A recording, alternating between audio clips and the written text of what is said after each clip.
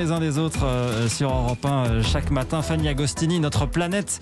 Et d'abord, notre santé avec vous, le docteur Jimmy Mohamed. Bonjour Jimmy. Bonjour Sébastien, bonjour à tous. On s'arrête ce matin sur le gros succès de la téléconsultation ces derniers mois. Téléconsultation qui a rendu de nombreux services à nous les Français. Oui, c'est vrai que ça continue de rendre des services, notamment en période de Covid. Je me rends compte que les Français, les patients ont toujours les mêmes questions un an après le début de l'épidémie pour savoir quand est-ce qu'ils sont cas contact, quand est-ce qu'il faut se faire tester. Si jamais on a une gêne respiratoire, votre médecin à distance, lui, peut vous évaluer.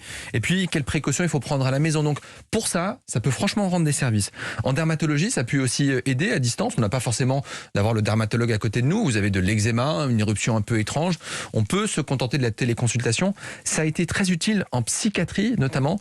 Les psychologues ont pu faire de la téléconsultation. Les psychiatres, que ce soit en ville ou à l'hôpital. Les addictologues ont vraiment trouvé qu'il y avait une vraie plus-value et ça a permis d'éviter que certains restent à l'isolement. À l'hôpital, certains malades aussi ont fait de la téléconsultation avec des pathologies chroniques. Ils ne voulaient pas se déplacer. Et donc, à distance, ils étaient rassurés lorsque la maladie est stable. Pourquoi pas ? Le problème, c'est que le nombre de téléconsultations a explosé. Ça représente désormais 25% des consultations médicales, dont 80% en médecine générale. L'usage est désormais massif, sauf que certaines études et la pratique des médecins de terrain suggèrent que lors de téléconsultations, la prescription d'antibiotiques est inadaptée et beaucoup trop importante. Pourquoi inadapté ? Je vais vous donner 3 pathologies de la vie de tous les jours.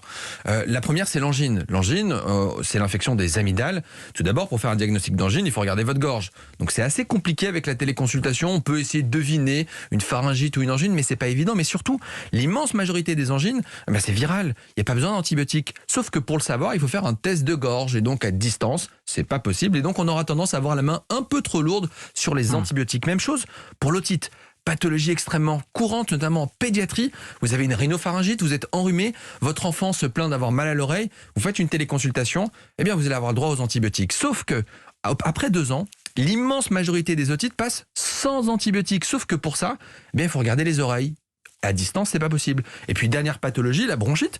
Vous toussez, vous crachez, vous avez fait un test Covid, c'est négatif, vous êtes content, mais vous voulez quand même un traitement. Là encore, si on n'écoute pas vos poumons, on ne pourra pas savoir s'il faut vous donner d'antibiotiques. Donc, moi, je dis oui à la téléconsultation, mais non pour la bobologie du quotidien, notamment. Vous avez des enfants malades, allez voir votre médecin, on a besoin de contact. Moi, j'ai envie de voir aussi les malades, j'ai envie de les toucher, d'être en consultation avec eux, et pas forcément à distance. Donc, attention, car n'oubliez pas, les antibiotiques, c'est pas automatique. C'est pas automatique, et ausculter, c'est aussi le métier d'un médecin, et c'est utile, on le comprend. Sans rendez-vous à 15h, Jimmy ? Oui, on recevra le professeur Berenbaum, il est chef de service de la rhumatologie, il viendra nous parler de problèmes rhumatologiques et surtout de l'effet néfaste du confinement sur nos articulations. Soyez au rendez-vous. Sans rendez-vous avec Mélanie Gomez et Jimmy Mohamed tout à l'heure à 15h sur Europe 1.